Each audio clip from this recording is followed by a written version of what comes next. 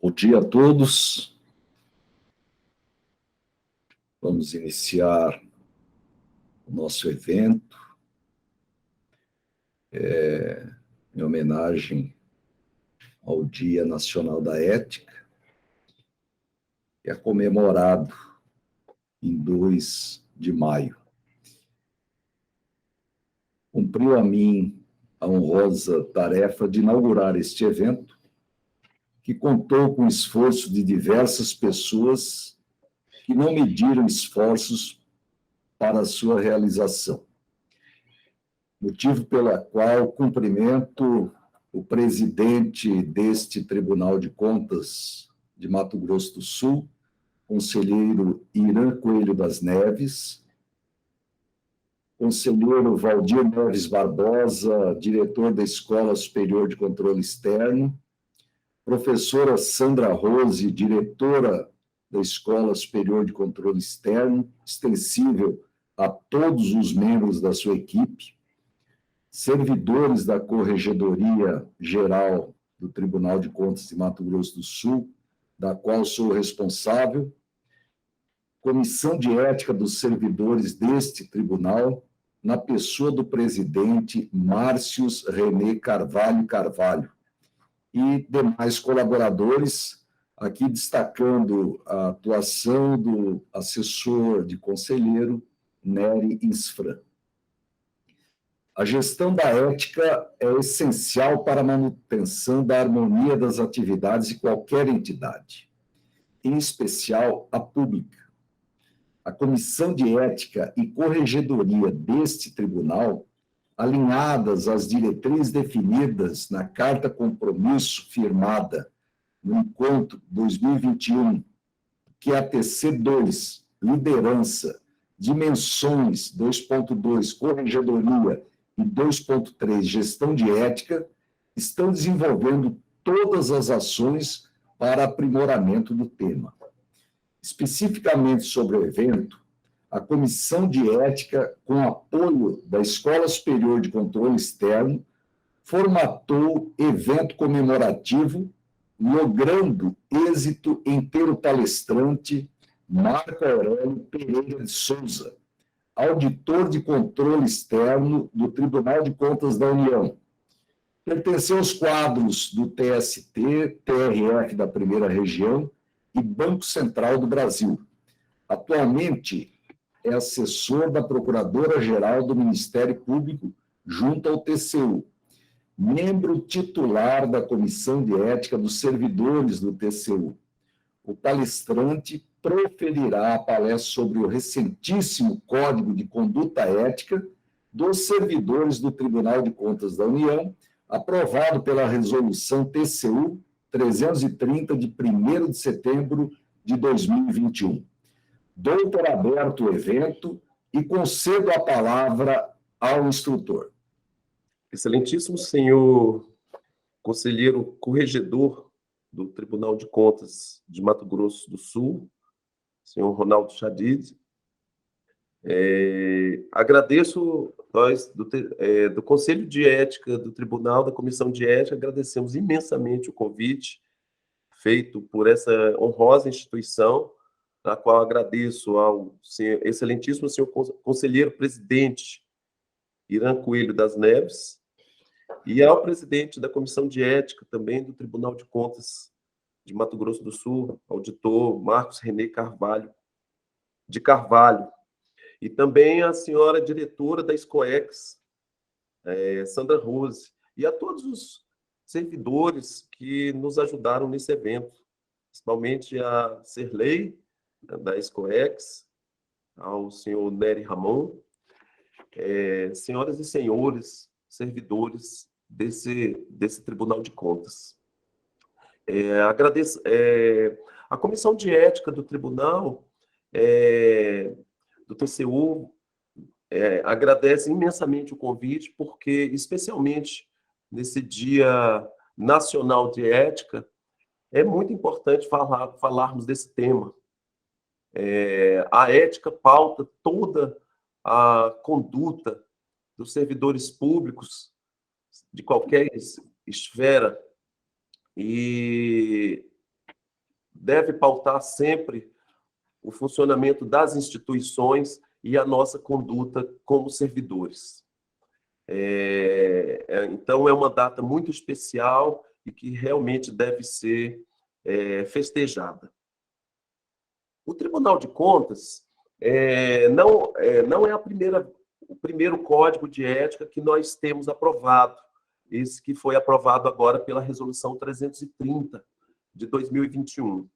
Nós já tínhamos um código de ética que foi aprovado em 2009 pela Resolução 226, só que o código de ética ele precisa estar sempre em constante revisão. No caso do Tribunal de Contas, nós tivemos o advento da Lei Federal 12.813, de 2013, pela qual foram instituídas as questões de conflito de interesse por parte dos servidores públicos do Poder Executivo. E isso, entre outras necessidades, fizeram com que o tribunal fizesse uma revisão do seu código de ética. De maneira que nós tivemos a aprovação do Código de Ética atual pela Resolução 330. É uma resolução extremamente jovem e que ainda demanda, em vários pontos, o Código de Ética demanda regulamentação. Por isso, estamos trabalhando na regulamentação do Código de Ética. Eu até agradeço a presença da nossa presidente da nossa comissão aqui do TCU, que é a servidora Maria Rosângela. Ela está aqui presente porque eu estava praticamente sem voz e pedi para ela participar junto comigo, no caso de haver alguma falha. Mas é uma servidora extremamente competente, a presidente da comissão, está pegando esse grande desafio de regulamentar o novo código do TCU, dos servidores do TCU. E então ela está aqui em stand-by. Espero que não precise. Bem, começando aqui, colegas, trazendo uma perspectiva histórica da questão da ética, a INTOSAI, que é a Organização Internacional das Entidades de Fiscalização Superiores, ela estabeleceu uma norma, que é essa ISAI 30, pela qual ela institui a necessidade de que as instituições, as entidades de fiscalização superiores, elas instituam um código de ética no âmbito para o funcionamento dessas instituições. E, basicamente, essa norma da INTOSAI, ela traz 5 grandes grupos de valores, de princípios que devem pautar o funcionamento das instituições de controle, tanto em nível superior quanto na nossa organização brasileira, as instituições de controle em níveis estaduais. Então, basicamente, nós devemos, ela recomenda que os códigos de ética por parte das instituições, das entidades de fiscalização, tragam em seu bojo o incentivo aos valores da integridade, da independência, competência, comportamento profissional e confidencialidade e transparência. Todos esses são valores muito caros à atividade de controle. Quer dizer, todas as entidades de controle, para que a sua atividade seja considerada, tenha credibilidade, nós temos que atentar sempre para essa questão da integridade, da competência e, principalmente, da confidencialidade e transparência. Apenas para dar notícia para os senhores, o Brasil, o TCU, faz parte da organização, da fundação da INTOSAI, que agrega hoje mais de 180 entidades de fiscalização superiores. E, inclusive, esse ano vai sediar o 24º Congresso das entidades de fiscalização superiores. Esse evento será um evento grandioso, realizado de 7 a 11 de novembro, no Rio de Janeiro. E o TCU vai receber todas essas entidades aqui no Brasil, já está realizando os trabalhos de organização desse grande evento.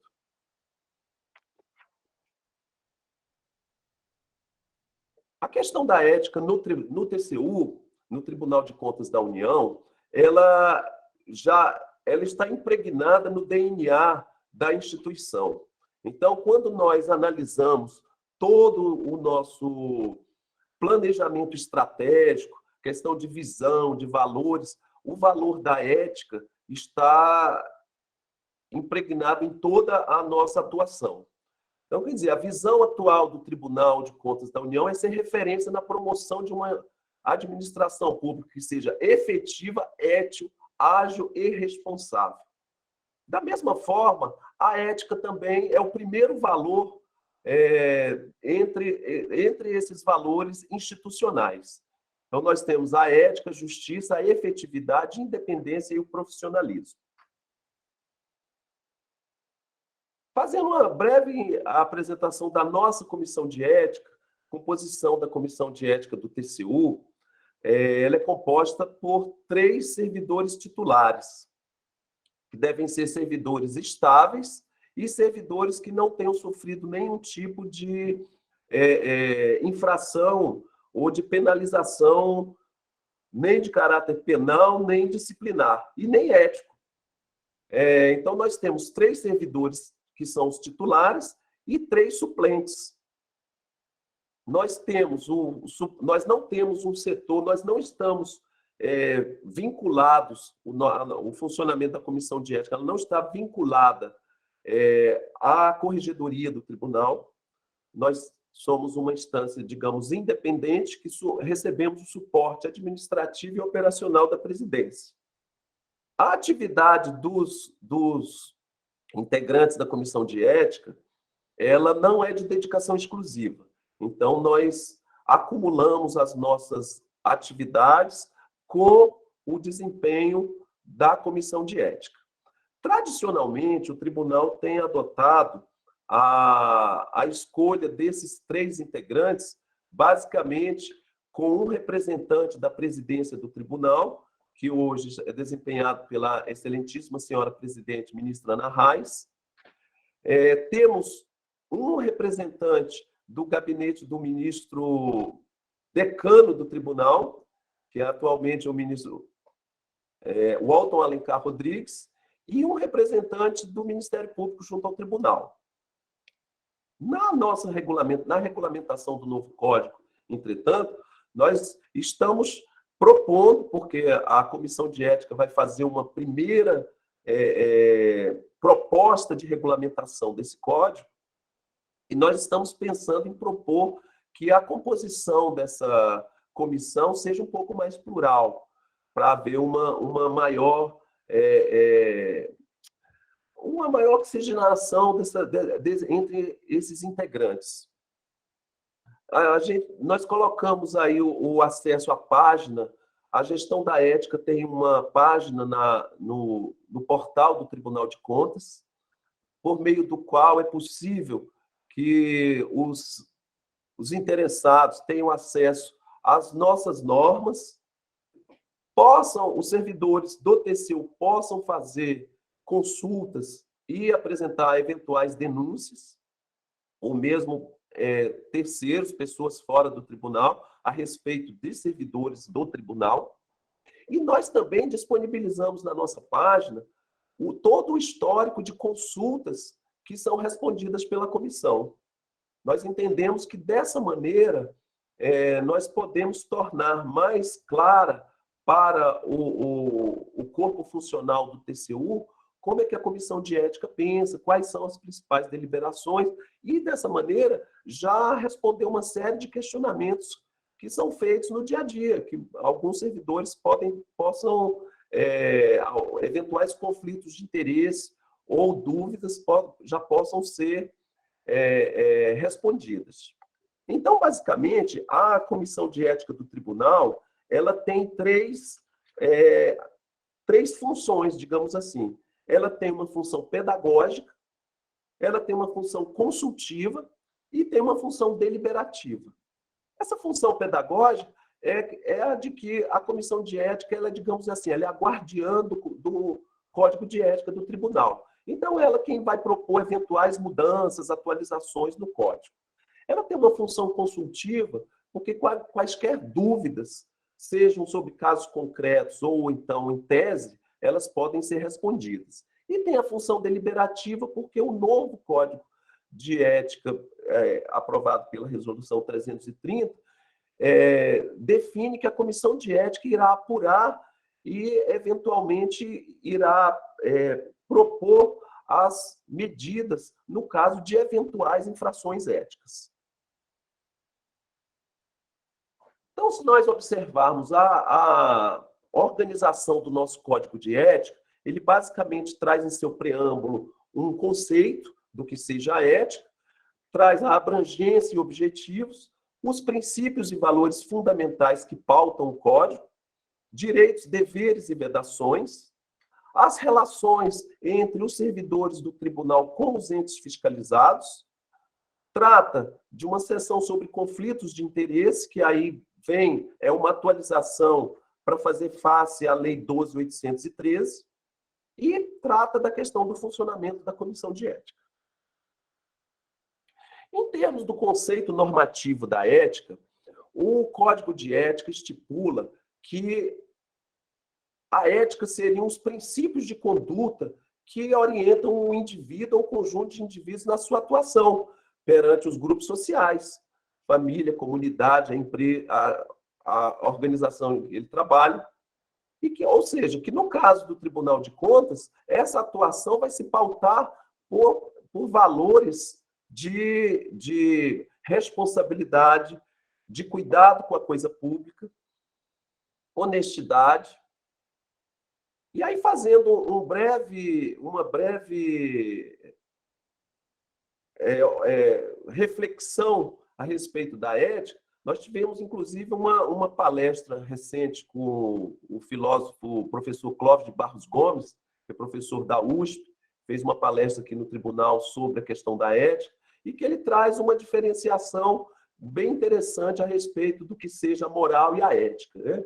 Então, o professor Clóvis de Barros Gomes nos brindou com uma palestra em que ele afirma que a questão da moral trata basicamente dos valores que não são muito pessoais, né? Ele até dá um exemplo, por exemplo, você está no mercado, no posto de gasolina, por exemplo, entra numa loja de conveniência, está você sozinho e não há câmeras, não há nada, e o que faz com que você, por exemplo, não pegue nada ali, um produto qualquer, e não saia sem pagar?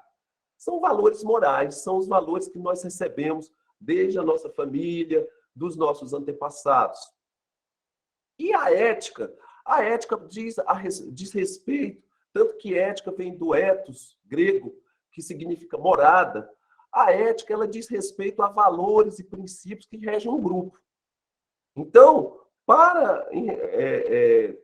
tanto que nós temos códigos de ética, por exemplo, na medicina, como os médicos devem proceder. Nós temos um código de ética dos advogados.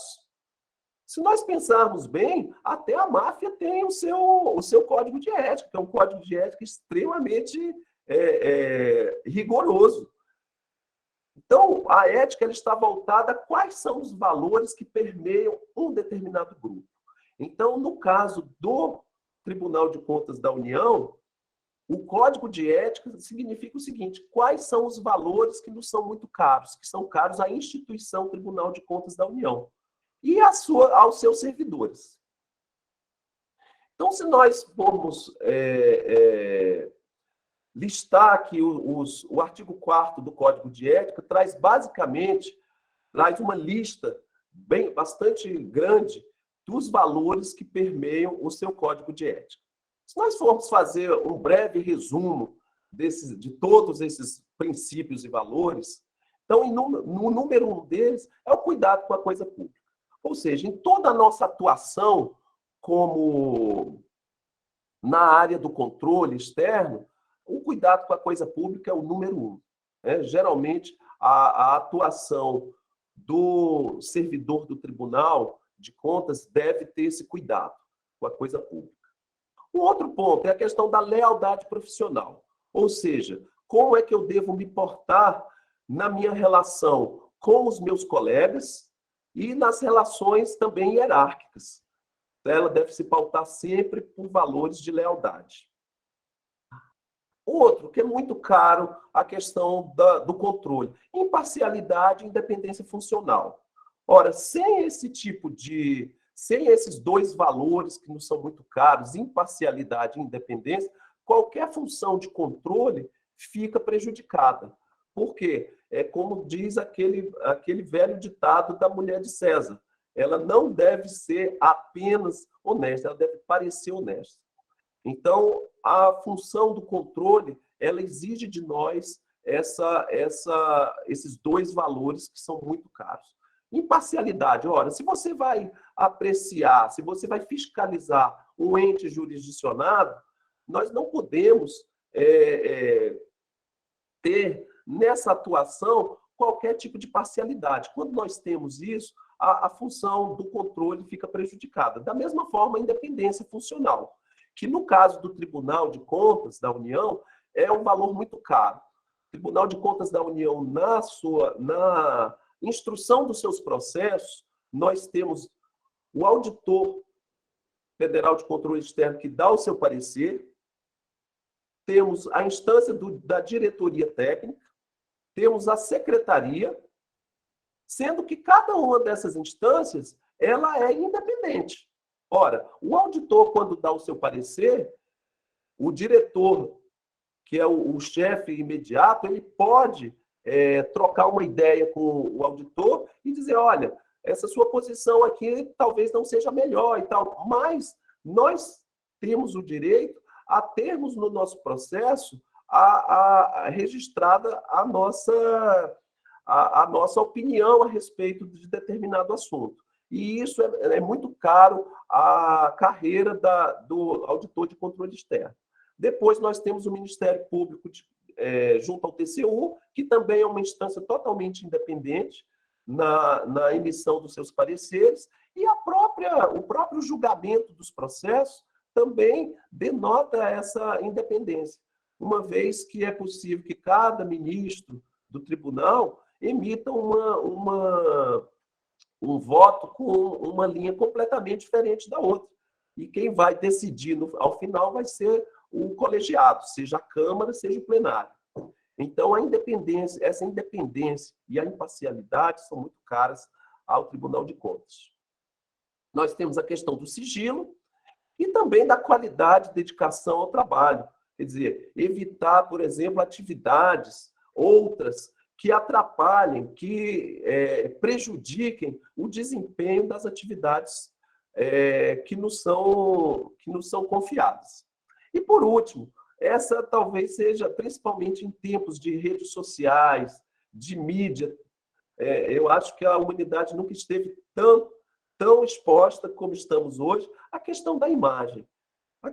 A imagem hoje, ela é extremamente forte e todas as instituições devem cuidar para que eventuais comportamentos de um servidor, por exemplo, do tribunal, não venha a macular a imagem da instituição.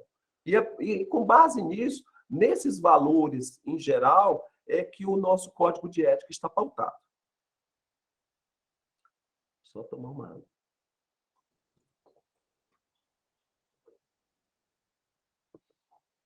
Então, o primeiro ponto que nós já deixamos bastante claro é a abrangência do código.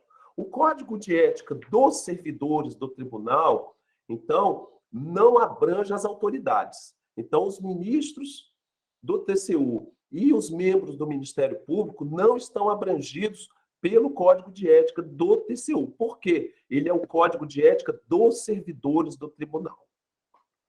Então, quer dizer, os ministros, as autoridades, os membros do Ministério Público, eles estão sujeitos a uma série de regras, de princípios éticos, constitucionais, normativos, que já estão tratados em determinadas regras, no caso dos ministros do tribunal, como a LOMAN, no caso dos membros do Ministério Público, a Lei Orgânica do Ministério Público.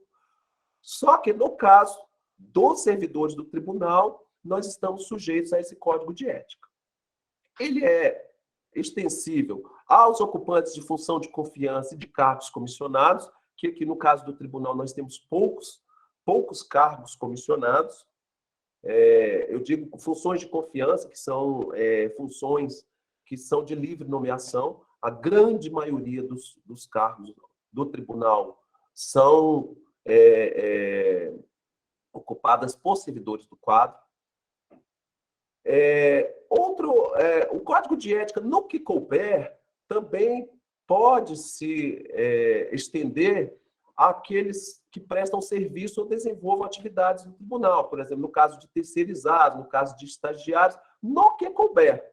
Então, por exemplo, o caso de um terceirizado ou um estagiário, por exemplo, que venha a ter acesso, por exemplo, que não deve ter, mas digamos que por algum motivo de trabalho, por exemplo, ele venha colaborar num trabalho de fiscalização, seja fazendo uma planilha, alguma coisa assim, ele está sujeito ao Código de Ética nas vedações, por exemplo, a compartilhar informações de caráter sigiloso.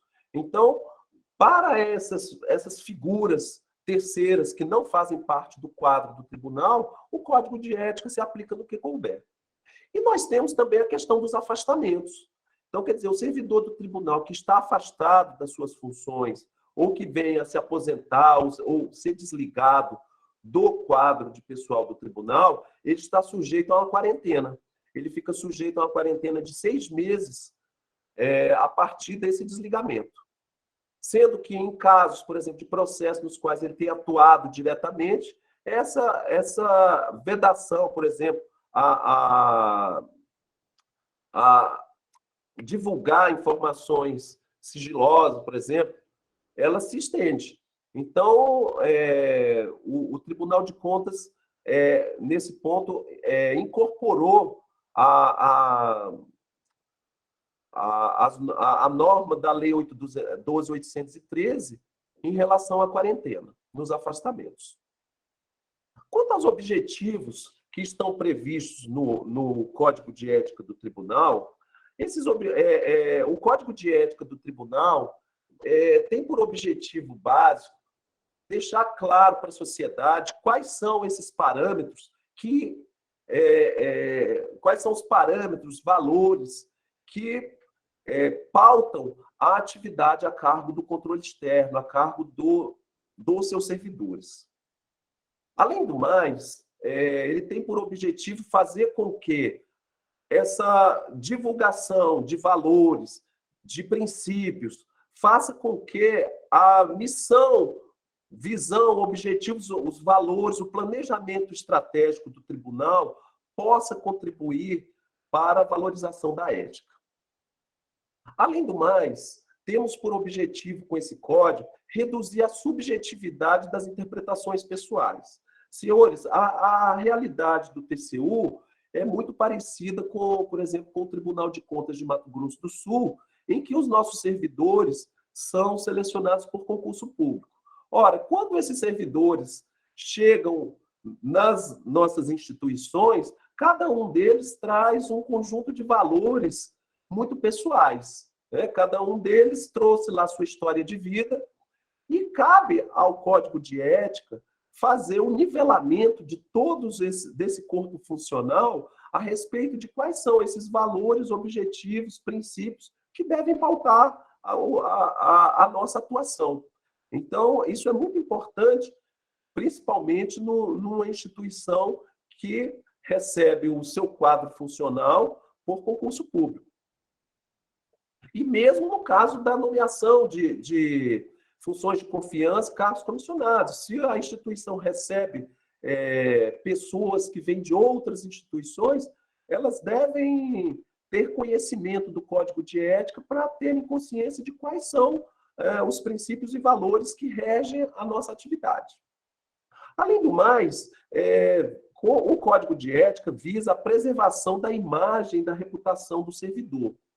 Vejam bem, o Código de Ética é dos servidores. Então, é bom que fique muito claro para todos nós que é um código que nós devemos cuidar muito bem dele, porque ele diz respeito a categoria dos servidores e ao desempenho da função de controle externo.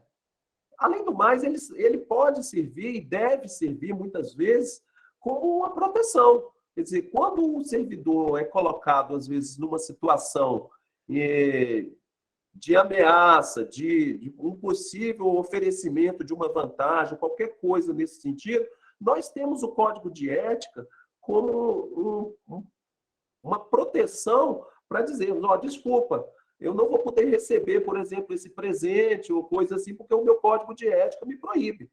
Então, o Código de Ética ele serve como uma proteção em favor do servidor. Além do mais, o nosso código cuida da questão do conflito entre interesses públicos e privados, além de fortalecer essa gestão de ética, por força, especialmente da Comissão de Ética. Trago aqui quais são as maiores inovações desse novo Código de Ética, aprovado pela Resolução 330. Então, nós temos agora, na nossa nova norma, um maior detalhamento desses conflitos entre interesses públicos e privados. Antes essa definição estava mais aberta, agora nós temos um maior detalhamento, inclusive trazendo hipóteses que já configuram conflitos de interesse e situações de possível conflito de interesse. Nós temos aí também uma melhor especificação, um melhor detalhamento das competências da Comissão de Ética, principalmente para apurar infrações éticas. Foi estabelecido aí essa possibilidade de recurso à presidência do tribunal, isso aí visando principalmente a questão, e isso sem esquecermos da ampla defesa do contraditório. Então, nós temos aí uma previsão também para consequências para eventuais atos antiéticos. Isso era uma coisa que estava mais aberta. O novo código não traz ainda uma solução que esteja muito clara. Nós vamos precisar, na regulamentação, pensar melhor como que vamos instituir essas consequências.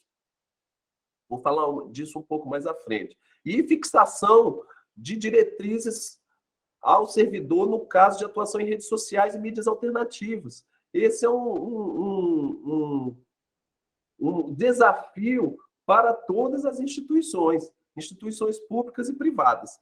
Como é que nós tratamos a questão das redes sociais?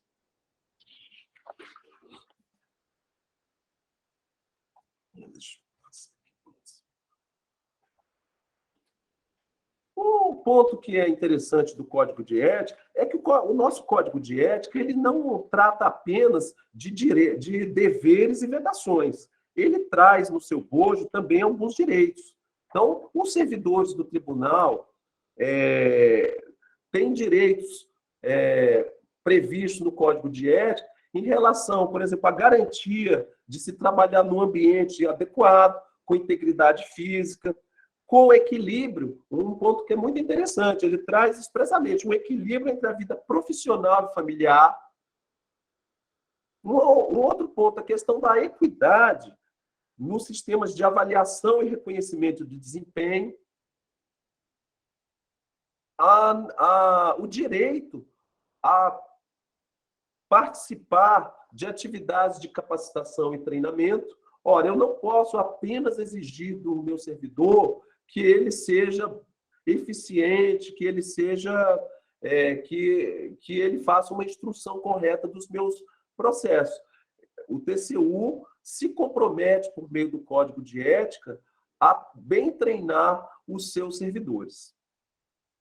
Um outro ponto é a questão da livre interlocução entre colegas superiores, autoridades, no sentido de que a troca de ideias, de pensamentos, de opiniões seja respeitada no âmbito do tribunal. Claro, tudo isso se observando a cortesia, um tratamento que seja cortês,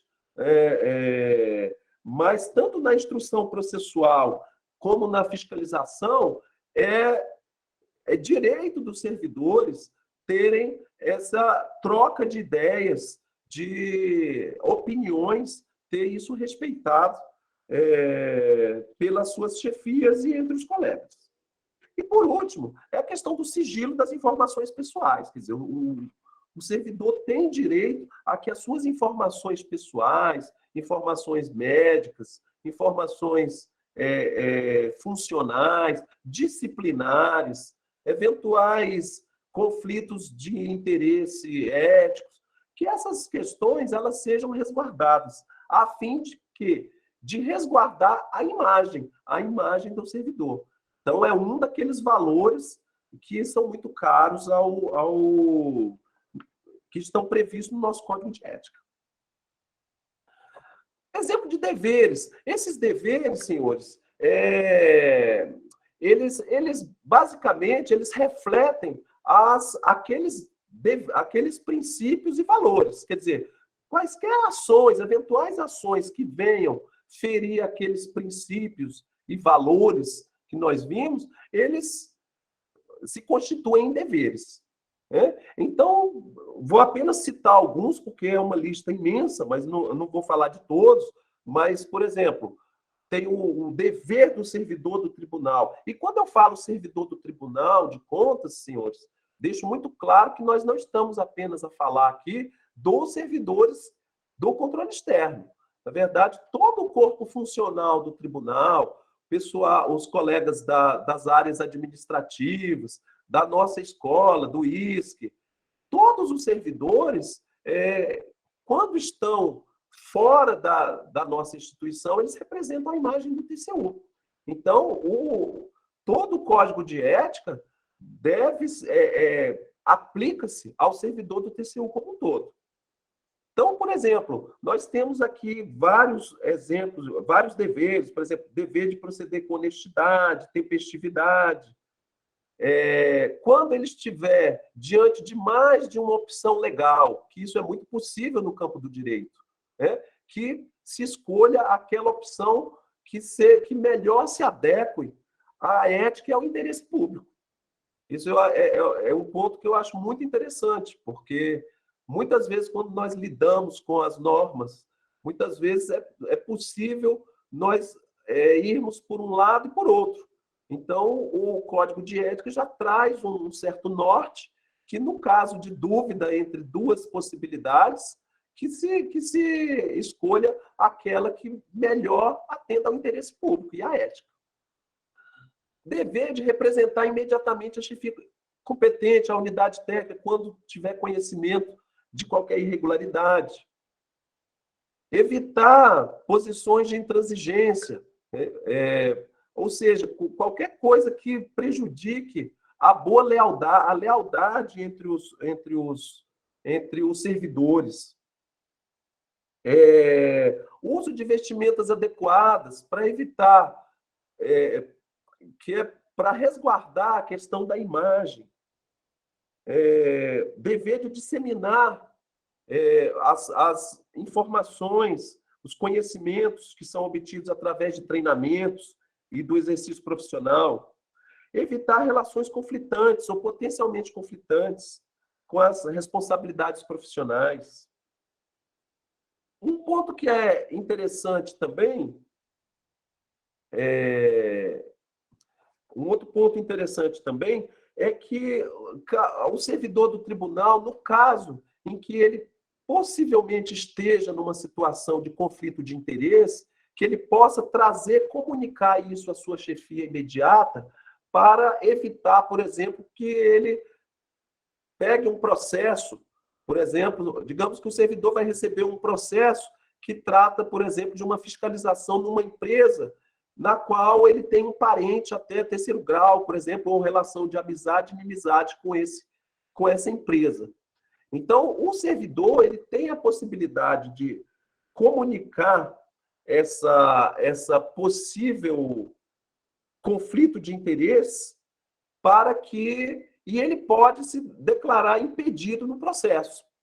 Isso visa a que nós tenhamos uma possível instrução que depois venha a ser questionada quanto à sua imparcialidade. Então, tem a questão do reconhecimento do mérito, da neutralidade, a adoção de atitudes e procedimentos que sejam objetivos e imparciais. Quer dizer, a instrução dos processos deve se pautar sempre pela questão das evidências, da sua devida fundamentação. A manutenção do sigilo é algo muito importante no exercício do controle. E um ponto, por exemplo, processual, por exemplo, que o servidor, quando for receber alguma audiência, for fazer alguma audiência, seja com advogado, com unidade jurisdicionada, que ele se faça acompanhar de uma outra pessoa, justamente para manter resguardada a neutralidade. Vou correr aqui um pouquinho para eu não extrapolar o meu tempo, viu, Nery? Em termos das vedações, essas vedações, novamente, repito, né, elas vêm justamente coibir quaisquer comportamentos que venham ferir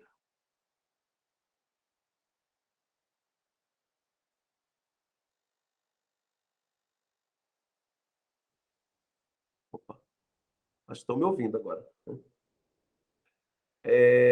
Então, nas vedações, nós temos aqui a questão de evitar atos de discriminação, questão do assédio sexual moral, atribuir erro próprio a uma outra pessoa, ou então você atribuir para si um trabalho que não é seu. Isso tudo tem a ver com a questão da lealdade profissional. Quer dizer, o meu comportamento com os outros colegas. A questão de divulgação de informações não apreciadas ou sigilosos, quer dizer, tudo a ver com sigilo. Recebimento de vantagens indevidas. Usar do cargo ou da função ou de informação privilegiada para obter vantagem benéfica, qualquer que seja essa vantagem, sendo que o código, inclusive, deixa muito claro que não é necessário que seja vantagem pecuniária. Tá? Mesmo no caso de vantagens não pecuniárias, pode haver infração de caráter ético e até disciplinar. Quanto ao uso, deixa eu ver se no caso das vedações, aí temos, por exemplo, também a questão do uso de álcool. Quer dizer, o servidor do tribunal deve evitar apresentar sob efeito de álcool ou drogas no ambiente de trabalho ou em situações de caráter profissional.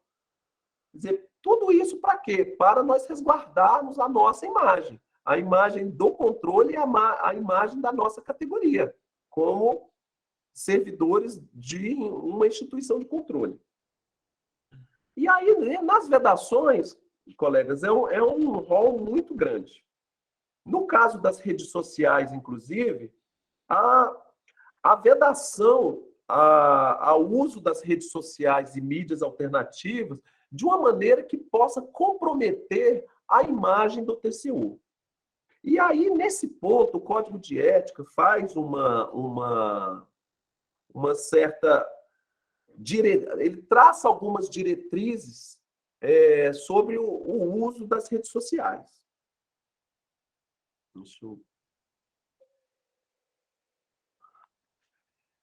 Então, a questão da rede social, ela é bastante sensível nos nossos tempos atuais, e nesse ponto, as redes sociais, quais são as diretrizes básicas que o Código de Ética traz? Primeiro, o uso de eventuais pseudônimos pelo servidor não isenta de responsabilidade no caso de eventual infração, qualquer inobservância às regras do Código. Segundo, nas suas interações com as redes sociais, sugere-se que, em momento algum, o servidor do TCU coloque como opinião institucional uma opinião que seja de caráter pessoal. Então, isso é muito, muito caro ao tribunal, evitar que eventuais opiniões dadas nas redes sociais sejam vinculadas à opinião do TCU. Tanto que o servidor do TCU é vedado a ele se pronunciar em nome do TCU, exceto quando autorizado para tal. Um outro ponto também que é importante é que uma outra diretriz é que o servidor do TCU deve abster-se de compartilhar ou manifestar apoio a postagens, a informações sobre as quais não haja comprovação de veracidade. Ou seja, a divulgação de eventuais fake news, elas são, digamos assim, o tribunal sugere que isso seja evitado. E por outro, pessoal, e que é o maior, talvez, que é o que deveria pautar a atuação de todos nós, né? Tanto como pessoa física, como servidores. É que a atuação ela deve sempre se pautar pela questão do decoro, da moderação e do respeito. Eu acho que é bastante isso que tem faltado a questão das interações nas redes sociais. Ter um pouquinho mais, nós temos um pouquinho mais de cuidado com a nossa imagem e com as nossas opiniões. É óbvio que o Código de Ética deixa muito claro que não quer, em momento algum, cercear a liberdade de expressão dos seus servidores, de maneira alguma. Então, desde que observados algumas diretrizes, o servidor tem todo o direito de se manifestar, de manifestar a sua opinião, mas com alguns cuidados. Vamos lá. Então, só mais rapidinho aqui, então, por exemplo, vedação, por exemplo, questão do exercício da advocacia junto ao tribunal em processos contra a União, isso já é, inclusive, uma vedação da OAB, né? No caso quando, eventualmente, o servidor do TCU pede o seu registro à OAB, a carteira da OAB já vem, inclusive, com essa vedação. Inclusive, foi até objeto já de alguma discussão se caberia ou não essa matrícula na OAB. Hoje a OAB já pacificou que isso é possível, desde que já venha essa restrição, inclusive, na matrícula da OAB. E a questão do uso da imagem do TCU em campanha eleitoral, quer dizer, o servidor auditor do tribunal, quer dizer, isso já dá a ele, digamos assim, uma certa credibilidade e que ele não deve usar isso em eventual campanha eleitoral, o servidor que resolva se candidatar. Tem todo o direito de fazer isso, de exercer esse seu direito constitucional, mas sem utilizar a imagem institucional.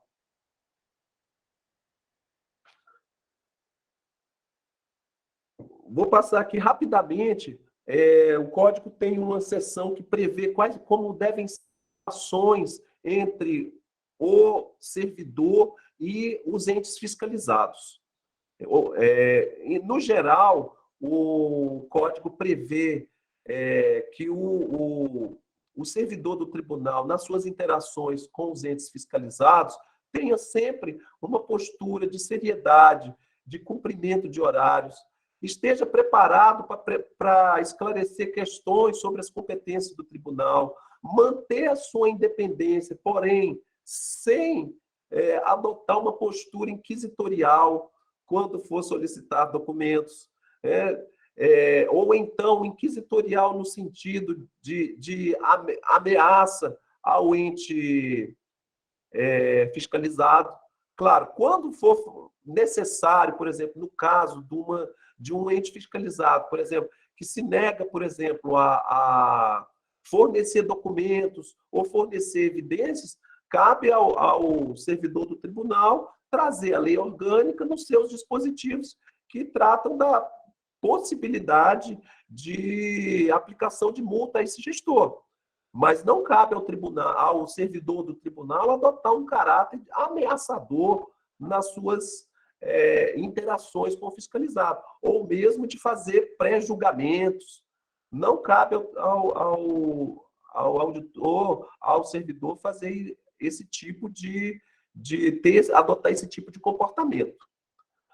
Falamos que a questão em relação à cautela dos documentos, o Tribunal de Contas da União, por exemplo, trata de algumas instituições, empresas públicas, sociedade de economia mista, que estão, por exemplo, no mercado, e que, por isso, têm segredos profissionais, segredos em termos de concorrência.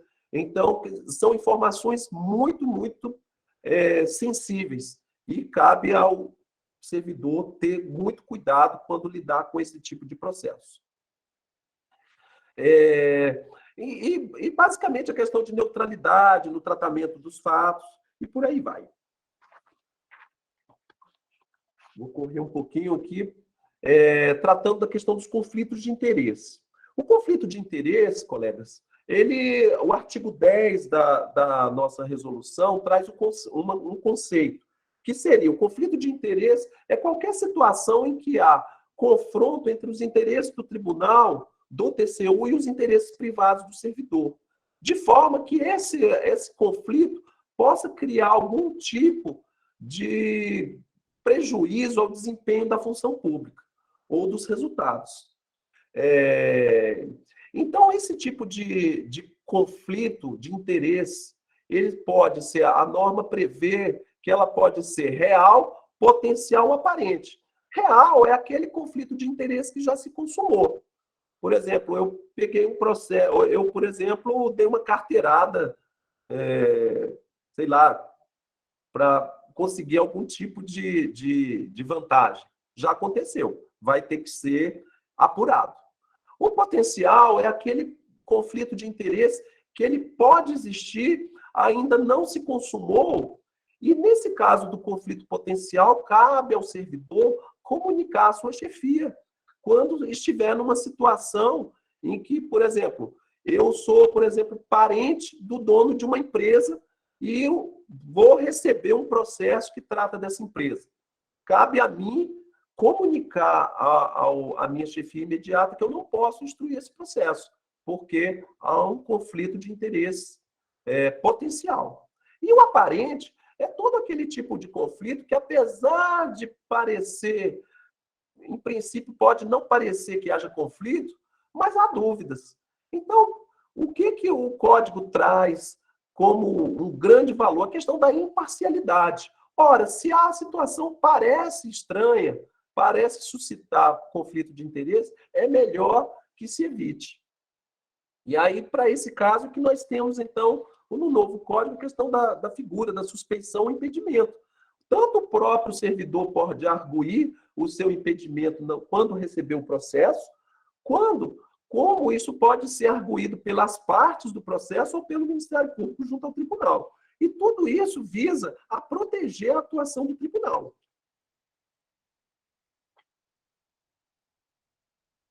Então, nós temos algumas situações que são objetivas. Por exemplo, essa mesmo que eu falei, atuação em processo por interesse próprio, de parentes, ou nas quais eu tenha funcionado, antes de entrar no TCU, eu tenha funcionado, por exemplo, como advogado em certo processo. Eu não posso atuar no processo quando ele já está aqui dentro, quando eu já entrei aqui. Ou então eu era, no caso federal, eu era servidor da área de controle interno, atuei em determinado processo e fiz o concurso para o TCU. Quando eu entro no TCU, eu não posso atuar nesse processo. Eu tenho que declarar o meu impedimento. Agora, também há um rol de situações que dependem da análise de caso concreto. Por exemplo, administração de cursos, de treinamentos, de consultoria. Na grande maioria dos casos, não há problema nenhum nisso. Mas, em algumas situações, o caso concreto pode trazer alguma dúvida, algum questionamento. Então, essa situação pode ser resolvida pela chefia imediata, ou então ela pode ser trazida para a comissão de ética resolver. Por exemplo, recebimento de medalhas, de homenagem, normalmente isso não tem problema nenhum, tá? Mas o código prevê determinadas situações que isso pode suscitar conflito de interesse. E, é claro, na dúvida, é melhor que o tribunal e o servidor se resguardem. Eu não vou trazer aqui todos os pontos, mas esses são pontos que demandam regulamentação. Quer dizer, o Código de Ética trouxe as linhas gerais, mas portaria a ser expedida pela presidência do TCU vai regulamentar determinados pontos. Então, por exemplo, um ponto desses que eu citei, que vai gerar uma boa discussão, é quais são as consequências de uma eventual infração ética. O próprio código já prevê que, a depender da infração ética, ela pode trazer reflexos para eventuais direitos do servidor que tem um caráter discricionário por parte da administração. Então, por exemplo, a questão de avaliação de desempenho, por exemplo, nomeação para função comissionada, cessão para outros órgãos, que é uma coisa que o tribunal faz com muito cuidado, tenta evitar ao máximo, até para resguardar a sua imparcialidade. Então, o Código de Ética já deu as linhas gerais e, na questão da regulamentação, nós estamos trabalhando em pensar como é que isso vai se concretizar no âmbito do Tribunal de Contas. Então, por exemplo, questão de fixação, de qual o limite máximo para o recebimento de um brinde, essa declaração de impedimento, como é que ela se dará na prática? Vai ser uma peça que o servidor vai assinar, vai ser anexado ao processo, como é que isso vai ser feito? Então, são situações que precisam ainda ser regulamentadas. Colegas, eu gostaria de agradecer imensamente a oportunidade. Foi uma visão geral, eu não sei se eu consegui abordar todas as dúvidas, mas nós tentamos dar aqui, nesse breve espaço de tempo, uma visão geral de como é que funciona o nosso Código de Ética novo, que muita coisa, inclusive, está em construção. Estamos num trabalho de regulamentação dessa norma, alguns pontos em dúvida. No geral, a Comissão de Ética do Tribunal trabalha nas 3 funções que eu falei. Então, basicamente, nós recebemos consultas sobre eventuais situações de eventual conflito de interesse. Às vezes, o servidor está numa situação e ele não sabe se é conflito de interesse, ele deve aceitar um convite ou não. E agora vamos ter que trabalhar também nessa questão da eventual apuração de conflito, de infração ética. É um grande desafio para a nossa comissão de ética. Bem, eu devolvo a palavra agora para a organização com os meus agradecimentos. Espero ter sido claro no recado que nós tentamos passar. Muito obrigado. Com certeza, professor. A gente que agradece, fica muito feliz. Eu tive aqui gratas surpresas nesse evento. Tudo desde o início dando muito certo.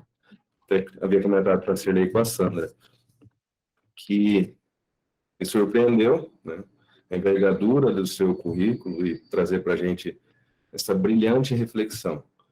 De antemão, eu vou fazer alguns agradecimentos e vou lançar um questionamento, professor, só como provocação, claro, para a gente encerrar esse brilhante evento.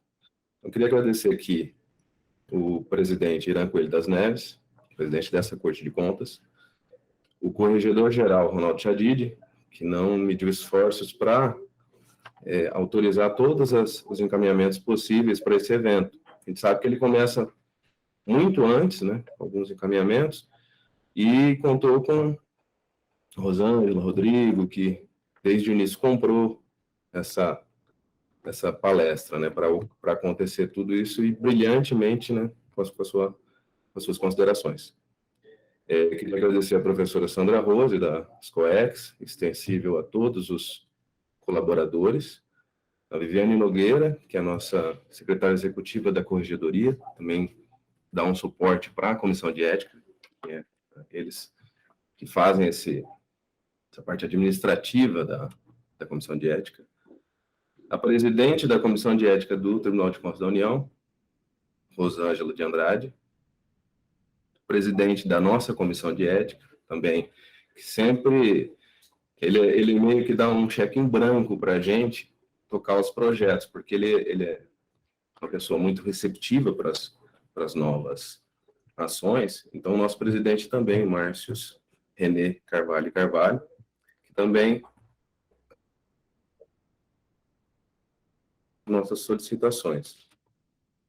Quero também aqui, como a gente teve o suporte desde o início, os servidores da TI, na pessoa do servidor Elvis Monteiro, que fez todo esse amparo, os colaboradores da nossa comunicação, pessoa da Alexandra Oliveira, e o nosso corpo técnico. Eu tive também, que durante uma grata satisfação, nosso secretário-geral, Eduardo dos Santos Dionísio, participando aqui do evento, na pessoa de quem cumprimenta todo o nosso corpo técnico e demais servidores. O questionamento que eu faço, professor, e assim, como eu adiantei, né, é uma provocação, qual que é o maior desafio, ou desafios, no plural, e mecanismos, ações que a Comissão de Ética vai enfrentar? Porque hoje a gente se vê, nome de integridade, Comissão de Ética, qualquer questão de imagem do órgão, qualquer questão, como o senhor brilhantemente trouxe, integridade, confiança, confiabilidade, o cidadão entrar aqui e fazer, né, um registro que tem a ver com essa conduta, com essa imagem, com esses valores que são caros para a instituição.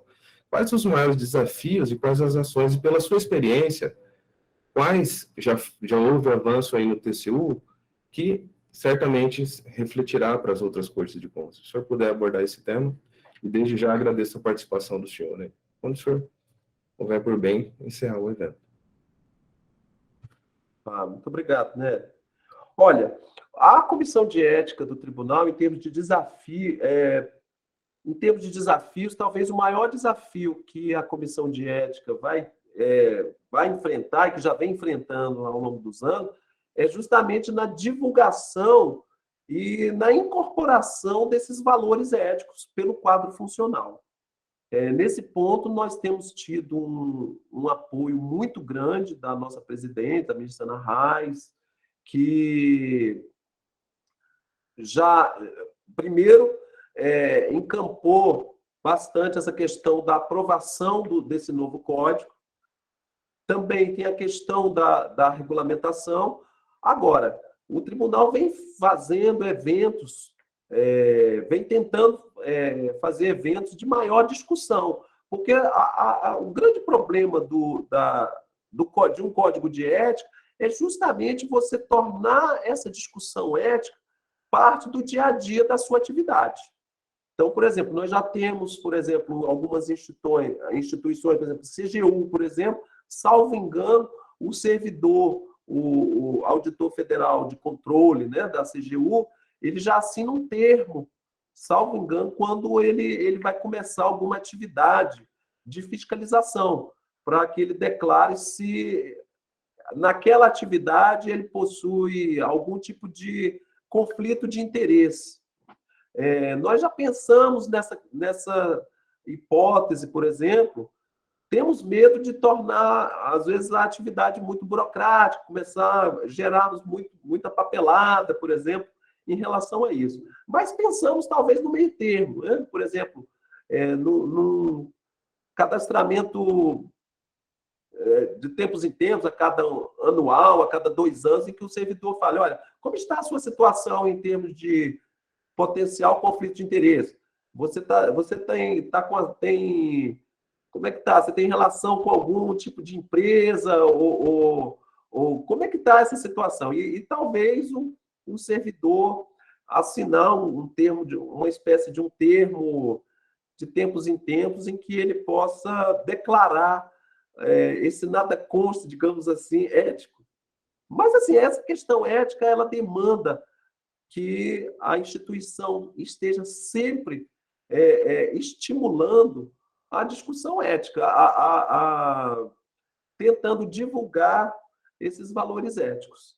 Em termos de ações, nós já temos tentado, por exemplo, nós contratamos uma palestra com o nosso Instituto Cezedeu Correia, contratou uma palestra com o filósofo professor Clóvis de Barros Gomes, foi uma palestra muito interessante sobre ética, para conversar sobre ética. E nós estamos tentando, por exemplo, nessa regulamentação, tentar disseminar no corpo funcional que o código de ética é nosso. Ele é uma conquista nossa. Ele não é um código penal, ele é um código de proteção do quadro funcional. Até porque, como nós não envolvemos as autoridades, então nós temos que encampar esse código como sendo nosso, uma conquista nossa.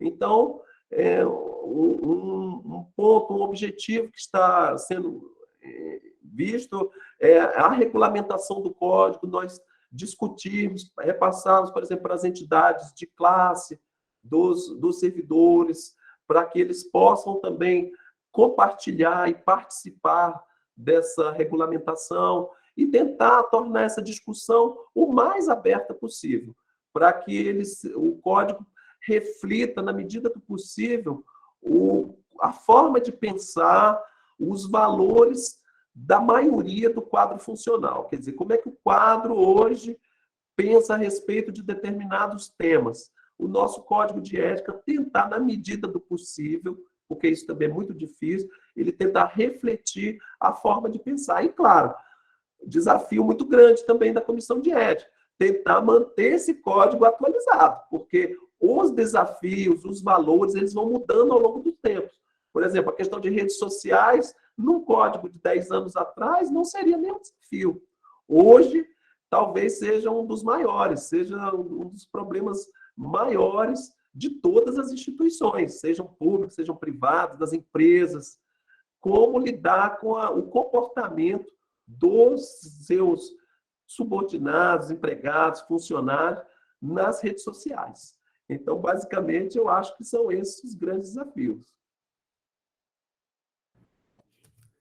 Então é isso, professor. Eu agradeço mais uma vez.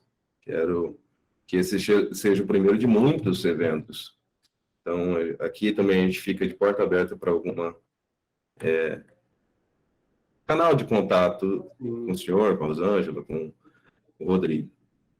Tá certo. A nossa comissão de ética também está sempre à disposição. Estamos aqui à disposição para quaisquer troca de informações, troca das nossas experiências, como está sendo o nosso processo aqui, uma vez que me parece que aí o Tribunal de Contas de Mato Grosso do Sul está querendo trilhar esse caminho também de revisão do seu código.